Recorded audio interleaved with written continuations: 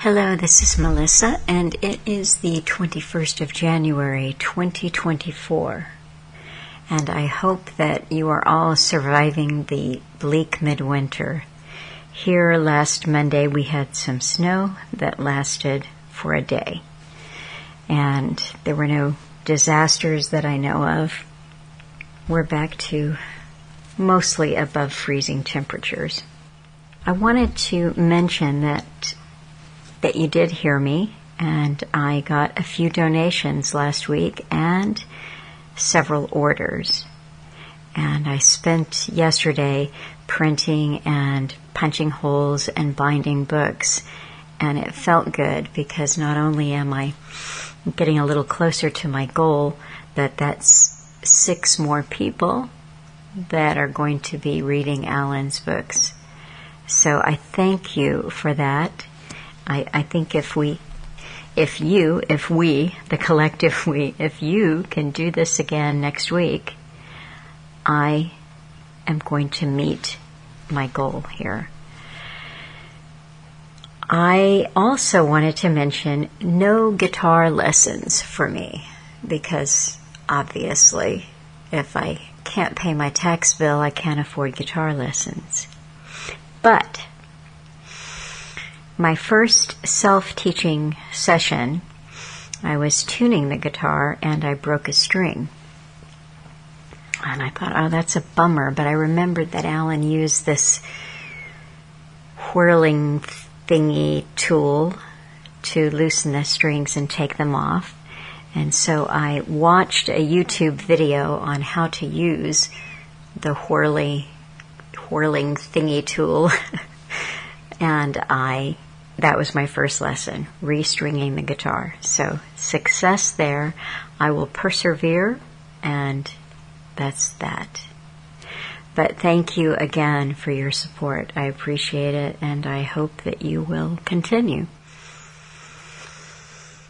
On a very sad note, I want to let you know that last Sunday morning, the 14th of January, Siv Tove passed away.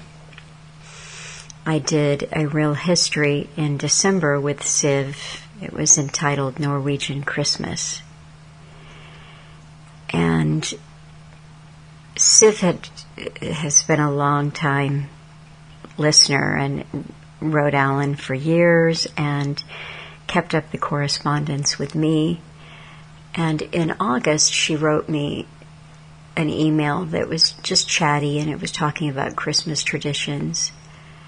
And I wrote her back and I said, I think that would be a really great special episode for Christmas Real History. Would you be willing to do that with me? And she said, yes, I would.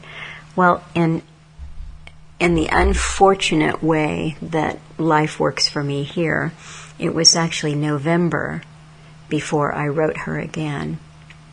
And I didn't hear from her. So a couple of weeks later, I wrote again and said, I really do want to do this Christmas talk with you. And eventually, she wrote back and said, yes, she would like to do that. And we arranged a recording time on the 18th of December. And right off the bat, when we spoke, she said, I have been given 2 months to live.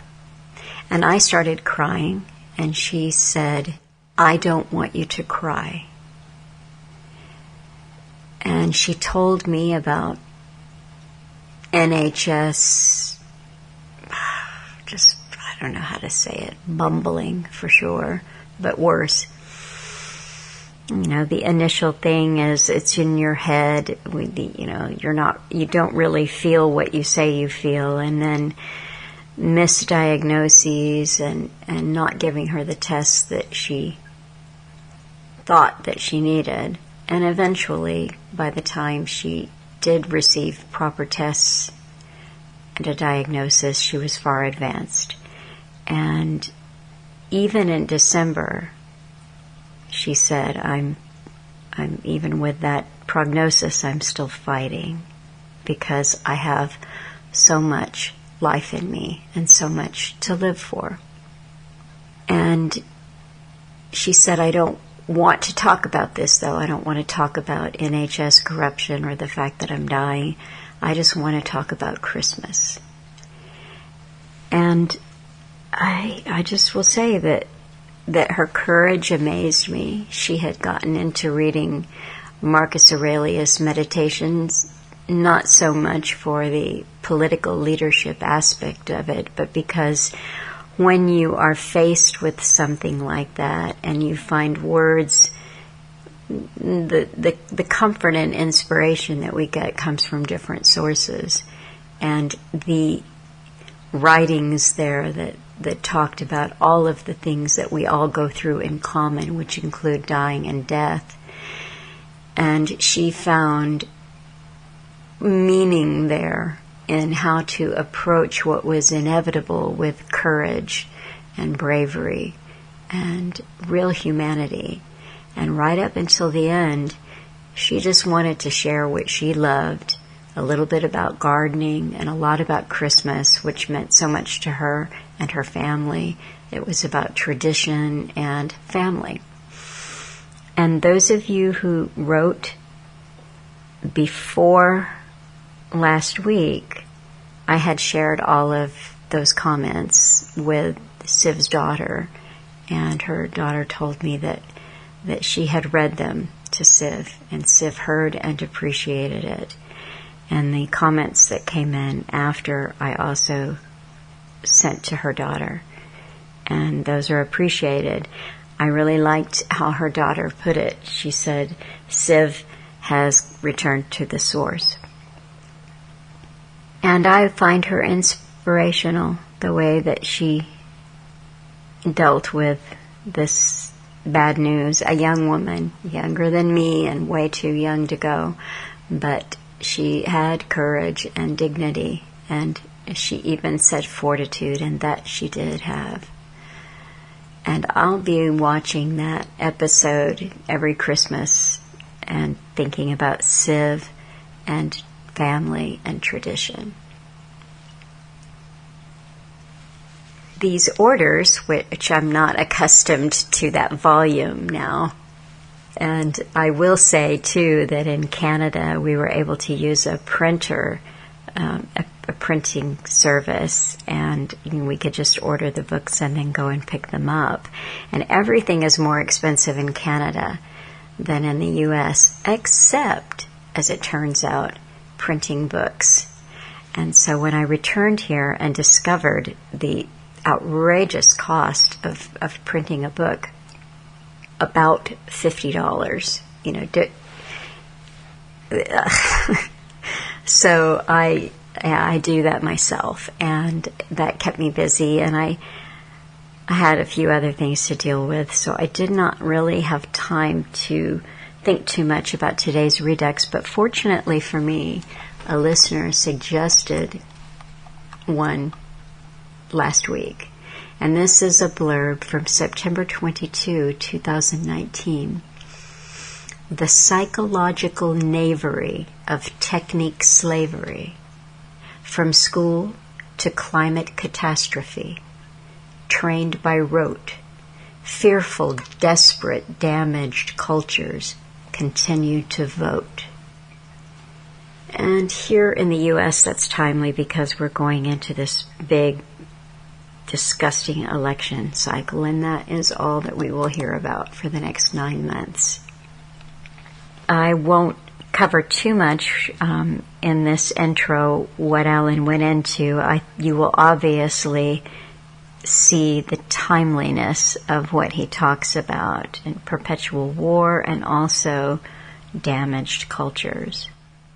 I am going to probably cut it after about 35 minutes, although there's one little section there on Porton Down and chemical testing on populations that I may put back in there. But I encourage you, if you like, to listen to the entire audio, and I will put up a link for that. But after about 35 minutes, Alan got into the topical news of the day, which was, guess what? Jeffrey Epstein. And other things, but, deja vu, eh? 2019 to 2024, and we're talking about Jeffrey again. So those links, for the most part, I did notice a couple of dead links, but the material is still up, and I will link to where you can find all of those old links, and then I'm going to put up a few new ones today. I just wanted to do a really, really quick survey of a couple of news items that I thought were worth touching on. One of the segments that I am cutting out here, Alan mentioned one of the Sackler, the elder Sacklers who has passed away, Mortimer Sackler of the Sackler dynasty. And I have mentioned a book that I read last year called Empire of Pain. And the Purdue Pharma, the Sackler family pharmaceutical company, there's no other way to say it, but clearly and almost solely responsible for the opioid crisis in the United States and beyond. So I looked in to see the very latest of what is going on with the Sackler family, because they have been under steady lawsuit attack for quite a long time. And the most recent thing, I could not find a fresh update, but I will link to something that came out in early December of last year. The U.S. Supreme Court scrutinizes controversial opioid crisis settlement that would give Sackler family immunity. And of course the Sackler family wants immunity because, they want to keep their ill-gotten loot for themselves. And so, they're bankrupt. The bankruptcy means that they can make this settlement, and a lot of money, but a drop in the bucket to what they're worth, would go out to settle. It would go to states, it says here, states, local governments, and Native American tribes. The bankruptcy deal in question would have the Sackler family personally pay out between $5.5 billion and $6 billion over 18 years. The deal also sets aside $700 million to $750 million to pay individual victims and families of victims. But just think about this for a moment, because these billions are going to states, local governments, and Native American tribes. And in this kind of bureaucracy, there's a lot of verifiable corruption, but, money just goes missing. It doesn't do what it's supposed to do. And considering how many hundreds of thousands of people have lost their lives and still struggle with addiction, 700 to 750 million is really nothing. But the way that this deal was structured is, we'll do this, but we will not personally be on the hook for the money. And some body called the U.S. Trusteeship said, no, this sets a constitutional precedent that is not good. Individual people should be able to sue the Sackler family for damages. So as far as I know, this may still be in front of the Supreme Court, but I was not able to find anything more recent than that. On to the Middle East. I just saw a little quote from President Herzog of Israel, and he called Iran the center of an empire of evil. I'm just going to give you a brief rundown, just a few little things that I saw that are going on. First of all, the dead as a result of this Israel-Gaza war is over 24,000, but that seems to my recollection to be what it was a couple of weeks ago, so I don't think we can trust that statistic. But there's something going on everywhere right now in the Middle East. The Houthis, the Yemeni rebels, this is what they say: they will continue standing by their brothers in Palestine. They are saying, we don't care about your rage. We don't care about whatever you do to us. We will continue our support and resilience with Palestinians until Israel stops its war on Palestine. I'll put up that article and you can read it for yourselves, because what I'm trying to do is just give an overall temperature check in the Middle East. A few days ago, someone sent me a tweet, and this was a member of the Israeli Knesset, and it said that it was filmed on January the 6th, 2024. And a member of the Knesset was just in a rage. He said, blood is on all of your hands because of your accursed occupation. And looking at some of the comments on that tweet, someone said, I believe this is Ayman Odeh, who is one of 10 Arab or Palestinian members of the Knesset. Now, someone was complaining that the video was older than the poster was led to believe, and he said, so what? It doesn't make it less important or less true, and being 6 months old actually makes it more damning. And that is an interesting thought there. I saw this article from The Guardian. Cyprus faces backlash over use of British bases to bomb Houthis. President accused of allowing country to become a target because of complicity in bloodshed of Gaza. So they've had a lot of protesters out on the streets saying that the government's policies and these military bases are endangering them.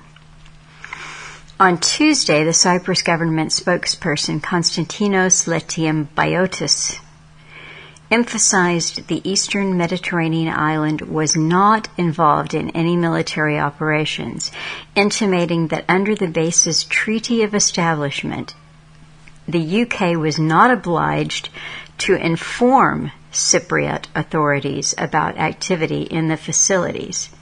The government is in constant communication with the UK within the framework established in relation to the base's use, he said.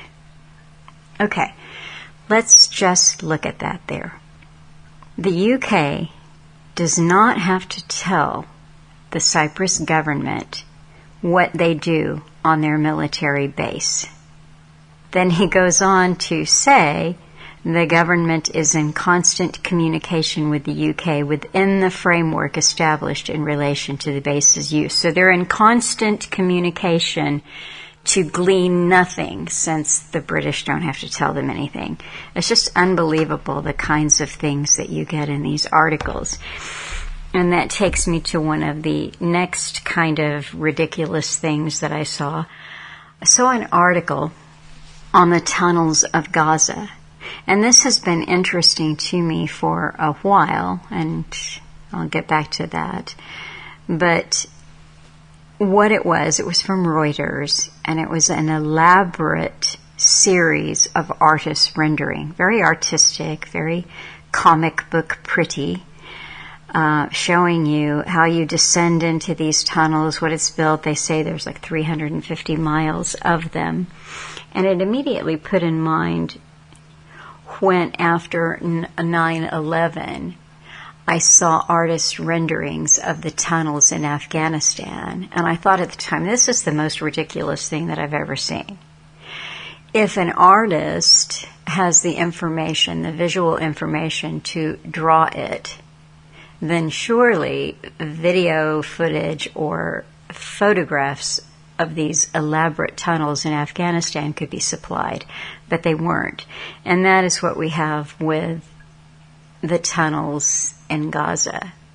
We're shown over and over the same openings, the same little series of tunnels, a little graffiti change here and there, but mostly what we get are these drawings and the assertion that this is going on. And it made me think, how is such an elaborate series of tunnels built under the watchful eye of Israel's Iron Dome and all of that security. How does this happen? One article that I saw was talking about the latest tunnel opening that was uncovered. And this is the one that has led to this series of exposés on them. And this was at the Erez crossing, which is really the only pedestrian crossing from Gaza into Israel. And an interesting aside there is that pedestrian crossing is always being closed and then opened again because of protesters. And what I found really interesting was an article from September the 28th that the Erez crossing had been opened that day after being closed for a week. And the Palestinians were protesting it because many of them depend for their livelihoods on being able to walk into Israel to work. And because of protests and skirmishes and so forth, that crossing had been closed for a week. It was opened again on the 28th after some negotiations and talks, and things seemed to be cooling down from a simmering pre-boil point to, okay, we're opening up the crossing again and you can come in and work. And cut to on the 7th of October, just a little over a week later, you know what happened. So that is just very interesting to me, that this elaborate series of tunnels that include concrete forms, you know, as if you're building a structure, because this one that they're just talking about there near the Erez crossing is what they say is the biggest one discovered so far. You can drive a car through it. It's massive. It's, you know, got all kinds of, it's framed and then concreted. And it has all sorts of, they say, openings and places for people to descend on ladders. And I just find this remarkable. It is remarkable in that it is something that should be remarked upon. That a building structure that would require heavy equipment to tunnel, to bore it out, this is all done just a few steps away from the border crossing. Iran strikes Pakistan. And then now the latest is that they're making a peace again after this strike. And this one caught my eye because Pakistan tells Iran it wants to build trust after tit-for-tat strikes. It said they have to work on their issues. They have to confront their issues on a spirit of mutual trust. We need to build back our trust. And that just made me think of everything that came out of this week's Davos meeting of the World Economic Forum. And the whole takeaway was trust. We need to build back trust. And then the discussions around that, what does trust mean? And from my point of view, it meant we are supposed to trust whatever comes out of the mouths of the elite, and there is no free speech for us. That's rebuilding trust. And when taking a little peek at the Davos different talks, there was about a half-hour talk that was conducted on disease X. And I wondered to myself if that was the disease formerly known as Twitter. So yes, they've had some little operations for disease X, this unknown. You know, you've got your knowns and then your unknowns and your unknown knowns and, you know. So this is the unknown disease X that we're supposed to be prepared for while we build back trust. And then Israel strikes Syria. Just like the person who said, you know, this Palestinian standing up in the Knesset, it didn't really matter if it was 6 days old or 6 months old. the saga just goes on and on and on. And that is really the truth. That is what we see in the Middle East, is a never-ending story. This morning, Neil Foster sent me something. It was just a little snippet of a talk that General Bauer, I think he's the highest ranking, Admiral Bauer, sorry, he's an admiral, NATO Admiral Rob Bauer tells citizens, prepare for conflict. You need to have water. You need to have a radio on batteries and flashlight to make sure you can survive the first 36 hours of what? The first 36 hours of what? Well, Russia might invade Europe. So fear-mongering. So I went looking for this entire bit of it, and it was very, very hard to pull up from official sources. The video that has mostly been shown of this NATO admiral is telling civilians in the West to prepare for all-out war with Russia sometime in the next 20 years. And when I read that, I just think that NATO needs to get a better crystal ball. But I did ultimately find what looks to be legitimate footage of this admiral talking, and the context of that statement. When he was talking about citizens being prepared, he was responding to a Swedish general. He asked the Swedish population whether the country is prepared if the Russians were to invade it, just as happened in Ukraine. So these little seeds of even a bigger conflict are being planted everywhere. But just as I think many of us knew way back in October, this will escalate. There is the list, and of course in this talk Alan talks about the list, and I leave you now with this portion of the talk, and again encourage you to digest more of it if you wish by visiting the archives at cuttingthroughthematrix.com, looking at the new links that I put up on the website and on most of the other channels where I post.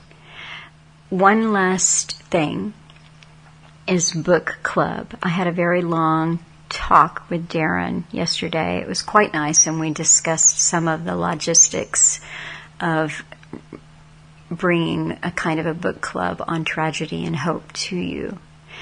And I think that what we're going to go with is a new Telegram channel that is based off an existing one. So this will be a dedicated sub-site, and we will be feeding out information to all of the other various places, like Twitter, Disease X. And then, of course, things will be found on the website. And the one thing that we discussed was if we would open this up for large groups, like a Zoom meeting, that kind of thing. And we've decided that that kind of a platform is too hard to manage, because people always have to be conscious to mute and unmute their microphone. Only one person at a time can speak. If 50 people come into the Zoom conference, 50 people want to speak. And I think it might dilute the conversation. But you can have live chats on a platform such as Telegram. And I think that what we would do is, if people express an interest in joining the conversation, then we can include you in that way. This first little talk that Darren and I are going to do on the first section, which was roughly 105 pages, we will record something next week and put it up on the weekend. And the only other little thing that I thought I would share on this is that we're sort of looking at this as Darren and I want to be able to talk as long as we want to cover the ideas, within reason, but to cover some of the thoughts and ideas that we've had from reading this segment. What we think we'll do is split this up into smaller portions. So again, I think the main hub will be this Telegram channel. But that way you can take it in bits and bytes, as it were. You can start off with a little snippet here that might catch your interest, and then you can dig deeper into the conversation. And I think that just considering people's time constraints, this is a good way to go with it. That there will be a variety of different ways that you can interact and gather the information that we're pulling together for you, and including the fact that a listener wants to do some little snippets of Alan talking about Carl Quigley, and those will go up in video form. And one last thing on this, unlike some of the other things that I do, like these illustrated Redux and the illustrated Real History and the excerpt series, that which I don't do, but the excerpt series that go up that are heavily illustrated, this won't be that. So sorry for those of you who have to have lots and lots of visual images, and I'm not mocking that, but I am truly sorry, but the constraints of time won't allow that. But I think if you want to train your ears to listen, then there will be interesting things being discussed. So that is it, and I wish you all a very good week. I thank you for your support, which is really crucial. It's necessary, and I appreciate it. And my deepest apologies that I cannot keep up with correspondence. I try, but I seem to run 2 to 3 months behind no matter how hard I try, and that's just ridiculous, but it's just me. So, thank you. Hi, folks. I'm Alan Watt, and this is Cutting Through the Matrix on the 22nd of September 2019. I wonder who else out there is thinking they're living in some sort of Groundhog Day over and over in some respects, because what happens is so similar to things that have happened before in different areas like warfare and so on. But when you look into the techniques of building up to create wars, and always remembering that in true Machiavellian style, because it's a very old technique, you must always get something to justify going to war with someone else, if they're not invading you, that is. And so you always got to get, here's the event, bang, there you go. Real or imaginary doesn't matter, as long as you publicize it properly. And you do that by, before any event or artificial event or fake event actually is told or appears to have happened, you build up an animosity towards those people by saying they've got animosity towards you. They really hate you, you see. And then it means they hate us. And you keep building that up over and over and over, and until the event happens, the standard event is supposed to have happened, and then next thing you know, they're off to war, as it was planned, of course, long beforehand. And that's a standard, simple technique of doing it. It's quite fantastic to see it happening over and over again, with this pretty well the same scenarios, really, you know. And this time, of course, they must get Iran. I mean, I personally think Trump was put in to hurry up and get the list over and done with, at least the Iran part of it, because Hillary basically, when she was in the State Department before that under Obama, and a group of them there with Madeleine Albright and so on, they'd been using proxy armies with different fake names, supposedly to do with ISIS and ISIL and ICE and yada yada yada. But they were mercenary armies that were getting funded and equipped from the West. And I know this because I read all the articles on the air for years when it was all happening by all the usual official outlets. And so it was documented that we were arming them and again financing them and supplying all their equipment and foods and so on. To get rid of Syria, mainly at that time, they'd already got rid of Libya. And that started the mass migration, because Libya was literally a bulwark against the mass migration from the West. And And it was well understood, but with all sides at the time, that Gaddafi had mentioned at the United Nations too, that if they take down his country, he says you get a massive flood into Europe, and that's what's happened. The reason it happened is because it was planned to happen. Because nothing really occurs in this system, this big, incredible system of planning, multi-layered strategies and so on, all working together. It doesn't happen by accident. And it was planned that way to change Europe, the face of Europe and the world eventually, because you got to remember the very old agenda to do with elimination of nations, for as an example. And nations, you prepare them for the withering away, as they call it, withering away of the nation state. That was a communist idea at the time. But it was the same idea that was run by maybe their mentors, for instance, living in London, who ran the Royal Institute for International Affairs, who wanted a world government too, and the CFR, another branch of the same organization. Under many, many names and different guises, they've catered for all sects of society and ethnic groups and religious groups and everything else. So it's well understood that this is how the world is run. And through all the free trade agreements that the same group literally drafted up for governments to sign, and this is legitimate. It's not some conspiracy theory.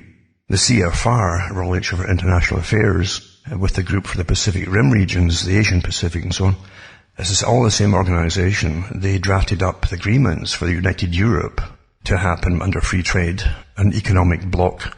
And the same thing was to happen with the NAFTA deal, which they've changed in the last year or so with Donald Trump, because too many folk were using the name NAFTA, and folk were beginning to understand what it meant. It's so typical, if you start to understand what's happening, they change the names of it to try to confuse you. You tell, there's a conspiracy. That's the conspiracy part of it. Oh, we didn't do it for that reason. It just sounds better now, But it's the same agreement that they've changed it into for the Americas. And it gets updated every year, and that's why you hear about the strife with the old agreement with Canada, Mexico, and the States, as they readjust who gets what to sell what, to what price, to what country, and so on. Free trade is not free trade, you understand. I mentioned it so many times before, that free trade is monopolistic trade. It's for a consortium run under of countries, a block of countries, run under a single agency. And that was the communist idea as well, by the way, and it's not a coincidence. But they would decide on different sects of society, farmers, even beekeepers, who would sell to which countries, and how much the countries would have to import from each other in the same areas. So it literally put so many farmers out of business in Britain, and they all fell for the hype, just expand and get ready for massive selling of your butter and your cheese and your milk produce, and folk were told to take on mortgages. Same thing happened in Canada, by the way, for a similar reason, years ago. And then, of course, the free trade deal is put through, and then you find out, no, they cut your quotas and so on. You've got to import more from abroad or different countries, and that's how it's really done. And I say that movie, it was put out quite a few years back now, with Anthony Hopkins in it, called Heartland. Is a kind of portrayal of what happened to farmers at that particular time in Britain, how their government sold them out. And it wasn't accidentally selling them. It was like they didn't understand. No, they were sold completely out by liars, because we're run by secrecy and deception. That's how you rule people. You don't tell them the truth. You don't say to them, oh, by the way, all you farmers there, we're going to start making you put you out of business, because we're going to start importing stuff from France instead, and dairy line, etc., and so on. And that's how it's all done. It's all a rigged system. And for the corporations that manufacture anything at all, it's a monopolistic system, completely monopolistic, where certain biggies are given grants to trade across the block, and other ones are banned from it. You can't do it, you see. It's completely a con job. But it goes on and on and on, and we watch it going on, and then they come up with their fake little spats about, Trump wasn't happy with the deal, or Canada was getting too much of this or that, and so was Mexico, etc. Well, that's what they're supposed to do. They're supposed to meet every year and slang this stuff out, you see, under their agreements. So there's nothing unusual about it. That's the way it's set up. But we're living in a system, as I say, that you watch the same things over and over again. There are many ways of the war starting, the big war, the one to finish off the list. And I've got a few countries to go, and you've got the Yemeni group on it too, and you've got Iran on it, and they must get them out of the way. That was all published in the 1990s by the group in the States at the time that Bush and a whole bunch of them were involved with, and he became president, and he became his backers, and off they went to war. And it really has changed the face of Europe and the Americas forever, really. North America at least, anyway, forever, because of the mass migration, the fallout, the incredible debt it has caused. And at the same time all this was happening, you had, again through free trade deals, the elimination of your manufacturing base inside Canada and the States. And they signed it over, just like the free trade deal in Europe. They signed over to Mexico, you see, for the manufacturing, for temporarily. And they called it the Mexican Corridor, where they set up all the factories. They moved them down there and set them up there. And then after that, once they got it completely done with China and agreed to move all the manufacturing to China, off it went there, and that was that. The governments that you think you elected were behind us. They all signed on to it to deindustrialize us all. I hope folk get that through their heads. These smiling liars that you elect, they do what the party tells them. And that's what they'll tell you. Well, I didn't like it, but you had to go with the party. Which really is what's the point of having leaders for different constituents, different areas, going to Parliament or Congress or whatever. Because if they're supposed to speak for you, they should be voting in any deal in Parliament or the Congress for you, not the party. So it's a complete farce what we're living in. We're living in a managed system where really the politicians know darn well not to ask questions that lead to what they, pretty well more than just suspected conclusions. You don't ask questions if you want to get up the ladder, you see. And psychopaths are awfully good at that. They hone in quickly to what's expected. And because they're natural actors, they can play the game quite easily. So anyway, we're deindustrialized, and then we have an era right now of hyperinflation. It will get to hyperinflation. That's what it's planned to do. Not just by chance, and not just because they screwed up with their accounting, as they always pretend it's what happened, or there's a slump and all. No, it's because it's planned that way. Years ago, I remember talking about it, even when the last so-called crash was happening in 2007 and 2008. And they told her, no, don't worry about it. Don't worry about it. We'll borrow money to tide us over it all. And the government in Canada too said, oh wait, it's not going to affect us. Our banks are solid. They're in great condition. And of course, when you delved into it, which I did, I found out that all the biggies, and I got the list too from the government, had got bailouts from the US Federal Reserve Bank, which is not really a federal one at all. It's private owned. But anyway, you don't have to pass gold or silver or even note paper to any country or any person or any government anymore. All you have to do is add a few zeros behind a number on a computer, and that's what you then owe them, really, plus interest.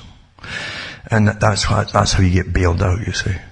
So they got special drawing rights for Canada and the States, the US banks, but also other foreign banks too in other countries, because the US Federal Reserve now is acting almost like a central bank for all the other central banks across the planet.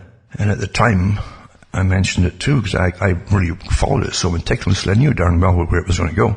What they always do when they crash your economy and you crash your financial system is that they devalue the currency. So you need more numbers of the currency to try and buy the same amount of stuff that half the amount would have done before. And that's where we are now. We're paying about double what we did before, especially in Canada. It's very obvious, even in food. And the government even admitted that they'd given permission to the big food producers, and meaning the big packagers and so on, the right to the middlemen to jack up all the food prices big time. And they've done it. I mean, butter now, a little thing about butter here now, is creeping up towards the $6 mark. And a pound, $6 a pound. Right now it's 5 something plus tax, because it's a processed food. In other words, it's been, pasteurized and God knows what else to do to it before you end up with the finished product. But they call that process. So you pay tax on top of the food now. And it's going to get worse and worse and worse. Well, this is not happening back, and it's not just because we have to pay back the money. That's part of it. Money is a tool of power, and the magicians that handle the bookkeeping for the central banking systems are the true powerful ones, really. Working again for masters, but they get incredible payoffs for, doing their magic on the books, for instance, because don't forget, you're in a world system, and money being a source of power and a tool of power is obviously ruled by the powerful, they can make themselves very rich very quickly and double their income with a few strokes in a computer, you might say. And that's how the system is today, and no one's going to look into it for about them, where they get the cash from. Just as they don't look into where politicians get the cash from. Some of the politicians today are multimillionaires, and they haven't done any work except being so-called elected as a public servant to something. Well, when you see what their income is supposed to be and what they end up having after a very few years, they're not getting it all from their paychecks. Now, it's true in the US, and I'm sure other countries now too. In the US, they made it legitimate, legal, that politicians inside the US can do insider trading. They get the hot tips of where government's going to sink its money, and you can't lose in that kind of hot tip. The government will sink vast sums of money into money pits, regardless of even if they're failing. That's how they work it in government systems. And that happens all the time too. So money is a source of power, it's a tool of power, and it's used by the powerful for their own big agenda. And the agenda is not to continue, it's never to continue the way it is here in the world, is it? You had an industrial era for quite a long time. It could have gone on for a much, much longer time, except that those who owned the world by then wanted rid of it from the West and to base it in China and the Far East and in India now too. Not just for cheap labor, but it was just time to do it. And they wanted to bring down all the Western countries and to austerity. And I gave the talks about the United Nations talks on austerity, the coming austerity and so on, and the Council on Foreign Relations articles, etc., and all the big think tanks on how we have to bring the West into austerity. Austerity is a nice way of, they used to say in the middle, about the 19th century, with the politeness they'd have in conversation, the middle class would say, they're poor, austere child. I mean, normally they'd say a poverty-stricken child, but it sounds better, austerity. You're not in poverty, you're in austerity, you see. And it sounds better. Poverty might make you have a bit of guilt twang for allowing it to even happen, you see. So you always camouflage it with the words that are used, just like you didn't have slaves in Britain, you had servants, and servants that were tied to the home that they looked after, or tied to the farms, as tenant farmers. And at least they were a bit more honest. In the Middle Ages, they called them serfs, which really was a slave, basically. You're bought and sold with land.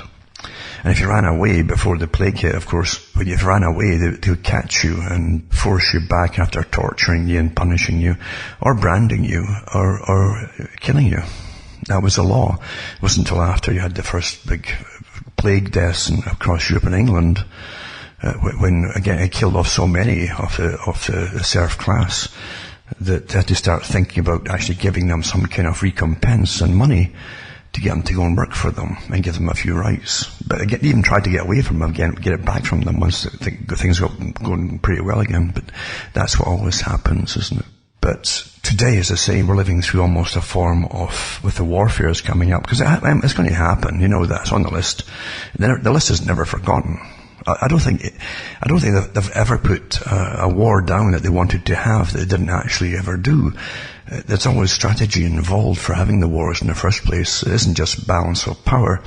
And if it's even to do with knocking out some kind of up and coming institution or country or whatever, we should leave, since we're paying for all, we should at least have the right to know who it's going to benefit, or whose behalf is it really on, or for. Nothing is ever honestly given to the general public. And I always remind myself once in a while of the war, the complete, utter war on society. A society that doesn't even know it's happening to them.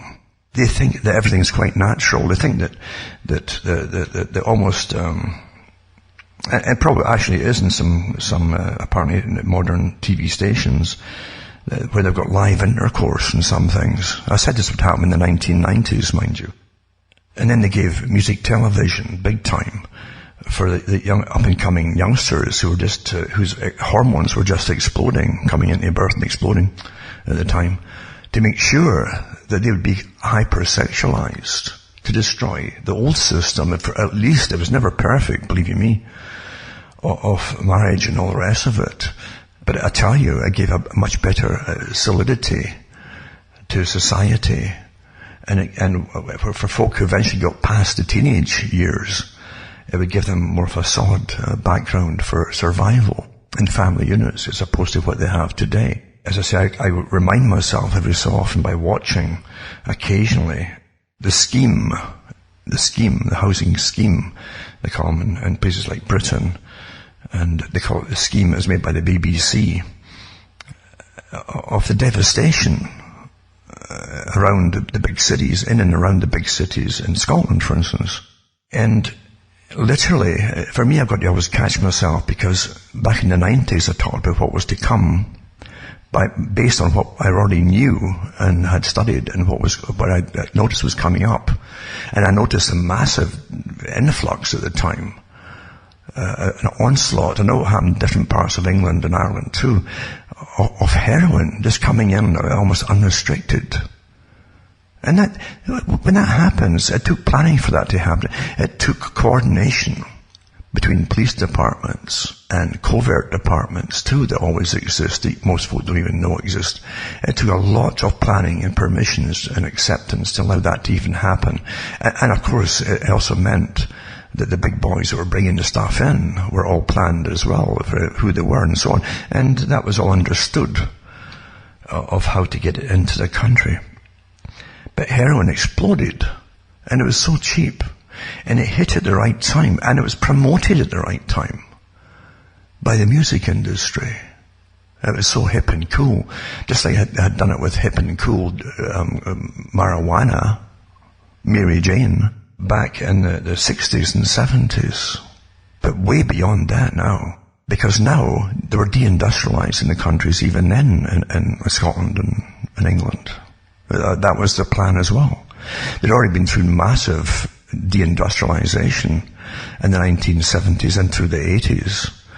And so you have this bereft of jobs, traditional jobs, all gone, just wiped out, vanished, exported. And the public were lied to about it, how it was happening, or they're just closed down, or you're led to, they expected you to disbelieve they went bankrupt or something. See, you would fill in the spots. They wouldn't tell you what happened. They were deliberately being put across the world by your tax money. Just as it happened again with China later on, everywhere else, and including Canada and the States. But to fill this void too, of hypersexualized youngsters, where marriage was going to be obsolete, it was planned to be obsolete, and men were degraded to the point that all entertainment pretty well poo-pooed men altogether, made a laughing stock out of them. They had done that for years, mind you, from the American stations initially, and then onto the British stations that copied it all, with their dramas, etc., and their comedies. Comedy's the big one that they do all these things through. And eventually you've got a society where there's either no men, or the men just sit quiet in the background and say nothing, as the rest of it goes kaput. And the families are finished, and their children are on drugs. And this is a complete war, culturally, psychologically, all planned that way. And with the use of big pharma, of course, because they could get handfuls and handfuls of Valium on the streets, or any other kind of drugs for that matter. And then government steps in to take up all the slack, and all the children who are completely hooked on drugs of all kinds. until it's normal to have social workers assigned to every family pretty well. And then the people who were growing up at that time, the 90s, are now maybe a parent, if they've lived that long and survived, maybe a parent themselves. And so with every generation it gets worse because there's no family values, traditions, or even the families themselves to help them out. They've been wrecked, absolutely wrecked. And in that housing, that one called The Scheme, and the Scottish one, you'll see people who, and they do have subtitles for those who can't make it out. I mean, you'll see people struggling to understand. They don't know what happened. They really don't know what happened. Because their everyday life is normal. To you looking at it, you'll see this is completely dysfunctional, with no hope. And you'll see them reacting, trying to build little community centres to get a community spirit going, things like that. And other things that are beyond Band-Aid techniques, because the community centres were fine years and years ago for what they had then. Society's been wrecked even further since then. You won't get people sitting playing dominoes in this day and age, unless they're an old folk song, perhaps. You have to understand you're in a planned society, a managed society, wreck the society, bring in and increase social work departments and the pseudo-psychological experts, pseudoscience experts, I'd say, of the mind to take care of the slack. And they're as bad as the victims of all who are wrecked, and their lives are wrecked.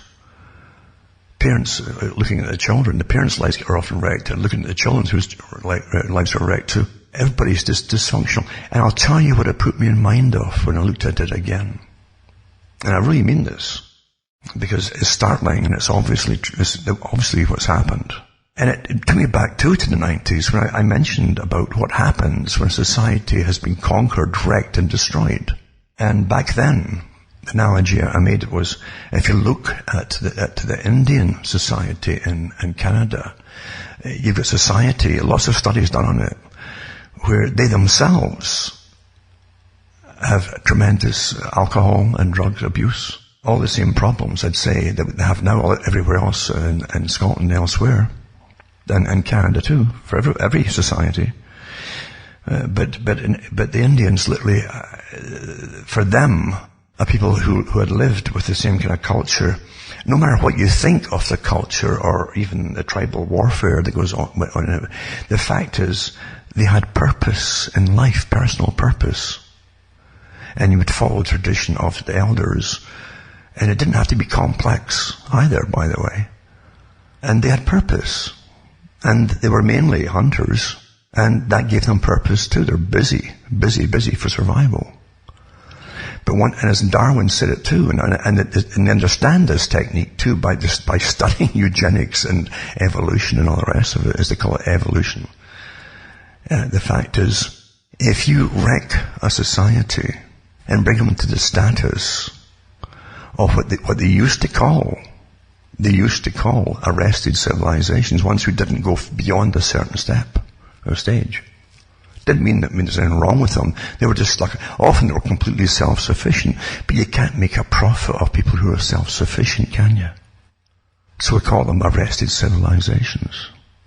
But when you take away their purpose, and their cultural purpose, and their connections to their ancestries, then they just turn inwards on themselves and self-annihilate, basically. And that's what you're seeing in parts of Scotland and England and Europe and Canada too, by the way. Coincidentally, at the same time, it's just somehow the nations say that you can take all these different drugs and they're going to make them, even all of them actually, legal eventually. You understand you're in a complete, you're beyond the takedown stage. Now it's time to eradicate us. That's what's happening now. We're getting eradicated. Completely eradicated. You look at the cancer rates are out through the roof, for goodness sake. And the foods we're eating, we're not even allowed to know if they're even genetically modified or what kind of pesticides have used on them. We don't have the right to know that. And we accept that. That means we're gone. When we don't say, hey, we demand. Huh? When you put yourself into the state of being dictated to by authorities, you're pretty well given up. You forget that these people who call themselves servants are supposed to serve you. But of course in socialism, and that's why the elites and the wealth of this world picked socialism. Socialism was planned by high levels of the middle classes, who literally looked around them at all the poor and despised them and were afraid of them and thought they'd come out and start planning societies for them. Yeah, there'd be some do-gooders amongst them, but there was a lot of them. H.G. Wells was one of them, who had fear and contempt for the working classes. The fear part was that when he saw them passing their windows going to these smelly, rotten factories, dirty factories every day, he, like many, I suppose, had a fear of maybe something terrible could happen and he'd have to join them. So you end up loathing that which you fear, you see. And that's where we're going today with it all. But watching the annihilation happening with folk who have no hope at all, where the availability of all kinds of drugs, so cheap too, are beyond just simple proliferation, is planned proliferation and planned takedown, folks. Or believe you me, authorities, they can galvanize you into world wars when it suits them and take over everything, including the rationing of food, which they'll do again, by the way, eventually, under a similar kind of guise, not just a world war, but a different thing again. You've got to go into austerity, remember. But the fact is, they can galvanize and take over everything in society and every facet of society and production and the means of production and basic survival very quickly. And you think they couldn't stop the drugs? Do you really believe that? in a system where they know everything about everybody, every single one of you, they know more about you than you know about yourself by the studies they've done on you. And they constantly do on you. But they just don't know who's come on, folks, eh? You're in the takedown phase. And that's why, just like Brave New World written in the 1930s, the early 30s, not by a guy with a crystal ball, but Aldous Huxley, who mixed, his family belonged to this managerial elite class, who looked at all the common popular people, they call it populism, and the popular people, the people who like popular music and popular, which was beneath them, of course. But they were quite open about it, that there'd be too many people.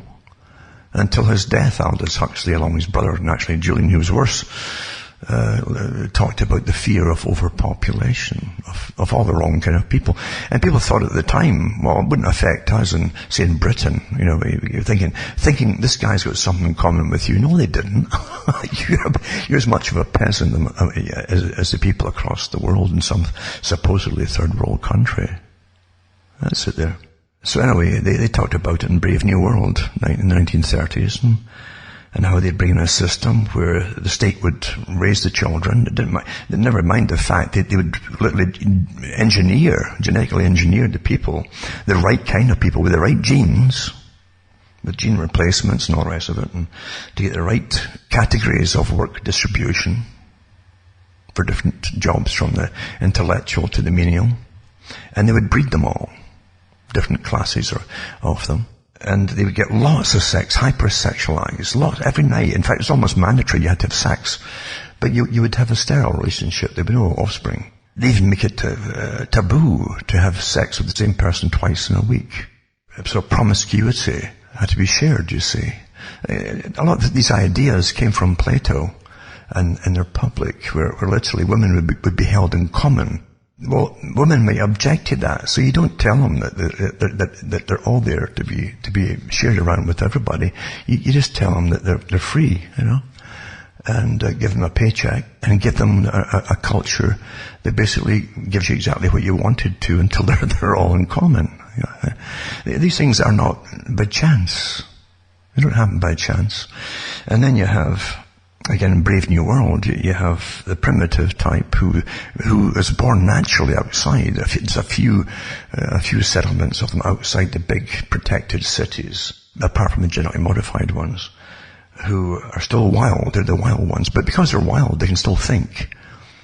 And they can point out the things that are wrong. And what's absent from it all is a sense of a great love and it's not just happy, but love for things and great spiritual feelings and so on. Those that are genetically modified were laughed at. They thought this primitive guy who was brought in as a novelty and an experiment. They thought he was quaint and all that way. Strange ideas about having real mothers and real fathers, since they were all born in, basically, as you would call it, test tube types. They thought it was quaint. They'd have these strange notions. And he quotes Shakespeare and so on, and gives them stories about high emotion that they couldn't quite grasp it, because they were completely materialistic. They lived for the moment. That was their life. And then, just like John Dewey and others prescribed long before, and again, that's where a lot of the ideas came from for Huxley's book. But John Dewey, in his school of thought, they helped create the educational system for America and a good part of Europe, same groups. They would train the children that death was normal, and you'd be allocated a certain amount of years, and then you would die. And nobody would bemoan you dying. There'd be a celebration of you dying, and you would die humanely, you see. And now you're in an age now, today, where when you hit a certain age, they want to euthanize you openly, very openly, and they're promoting, this is an agenda you're going through. This isn't the brainchild of professors who are living now, dreamed up themselves. They're following the script. And certain ones are selected to reaffirm the script to the public to get you used to the idea through repetition of it. And well, I guess it had to happen eventually. And there you go. Just like the people in this scheme, this series in the BBC was talking about, poor souls. They're trying to, just like they tried with the Indian reserves in Canada and elsewhere, where they're falling to drugs and alcohol and the rest of it. They're trying the similar things in Scotland, the people themselves. And it wasn't lack of money. It was strictly responsible. So many of them are on welfare and have their houses paid, their rents and so on, and their food, and they have computers and TVs and all the rest of it, and they can afford to go out and so on. So it's even unemployed. It wasn't just just lack of money. It was purpose and function. The function of man, woman, family, and society has been destroyed. And when that happens, and the family is destroyed, then the community is destroyed, because each family, all the different families collectively are the community. And communities used to stand up, and I remember them standing up to bills that were passed by local governments, and they would, oh no, you're not. And they wouldn't. They would listen. When you don't have that community anymore, with good mindsets and logic, and whose minds can think straight enough, when you don't have them to stand up collectively, then those who are in control have won, you see. Before they start the next round of whatever, they've already won.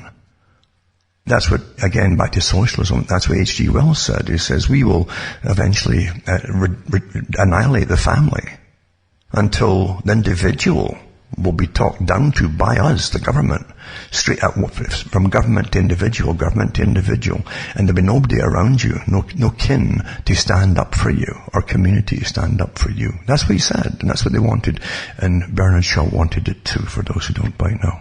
Socialism is an ordered, planned society that makes the elite feel safer. And to be planned, everybody must be utterly predictable in it. That's why you're so absurd. It's got nothing to do with terrorism. Never did have anything to do with terrorism. See, we're in the destructive phase of society. Look around you. It's like a battlefield. This is an age where, again, they bring out their leaders at the right time as they're telling you to eat insects and so on, to save the planet. It's almost like, you understand, when a person is captured, a prisoner, for instance, and jailers traditionally were basically psychopathic, cruel people who enjoyed what they did. More so at one time, eh? And you'll see it happening too, like the videos that came out about the US torturing people in Iraq, for instance, and in the prison systems. They're horrific things. And they become kind of immune to it. But there's something about taunting and humiliating people who are defenseless. But even waterboarding, which was the first thing that the troops were taught to do when they were catching, that was, it was a death penalty by the US on Japanese who had done that to prisoners of war. It was a death penalty if that was found. They had tribunals there in World War II. And yet when the Bush system did Gulf War I, and then in Desert Storm, then Gulf War I, and so on. And then into the Sun's term as well. Waterboarding was priority. What happened? All the values that used to horrify you are out and it's okay. Well, you see, you gobble this up for entertainment. You have your whole life long. And that's why it works so well. But your government, you better go back. I'll just touch on them before I get off here. I've done so many articles over many, many years on what governments have done to the people.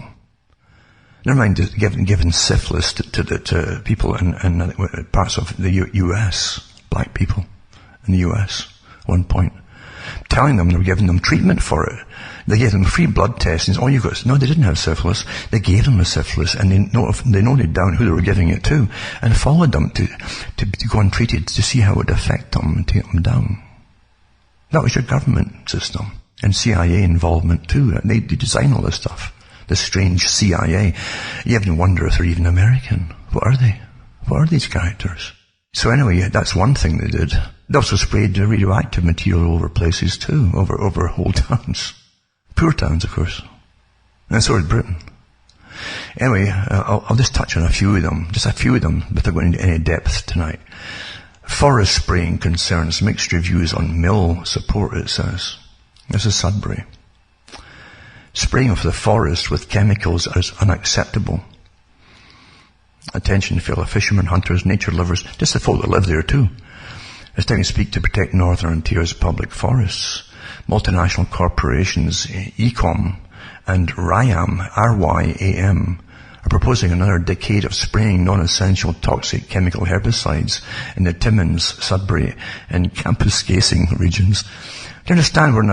This will bring down a much quicker death rate, which again ties into the takedown of society after this long war. And so many folk today are so mind-bombed with the drugs that they're on. Never mind the strange floating through society that's falling apart, that we're all doing. But the drugs too they're on, and their children are on, and so on. Makes it much easier to take you down physically now, isn't it? Because it is depopulation time. I hope you understand that. Is when they take away treatment from hospitals, and they say it's much cheaper and more efficient to just give you a euthanasia pill. And after all, your standing in society isn't that great. We don't really need you. Why don't you just die? That's happening, folks, daily here. And you accept, and you accept, and you accept. Just like it used to be prohibitive to torture prisoners, or you gave them the death penalty for waterboarding at the end of World War II to your enemies, and then you end up being the main proponent for it. That's what's happened here. Degradation of culture makes much, much easier. And we've all been degraded in a hyper-sexualized entertainment system with all the instant messaging that's going on and new terms to grab and just fall in. Well, I guess, maybe that's okay, Until what was normal was facing 180 degrees to what it was not long ago, folks. I think that's all I've got time for, really. I could go on and on and on, but I prattled on in something else before I started, right? Anyway, some food for thought. You're living through a planned system, folks. Nothing happens that hasn't been planned, and often published before it happens. Often long ago. That's why you forget it. You forget all about it. That hasn't. So you forget it. And then it happens. Remember, you can help me out by buying the books and discs, cuttingthroughthematrix.com, or donating. Remember, you can donate by sending cash, or checks, or international postal money orders if you're outside Canada. So from Alan Watt, Interior Canada, it's good night to me, or God, or your gods go with you.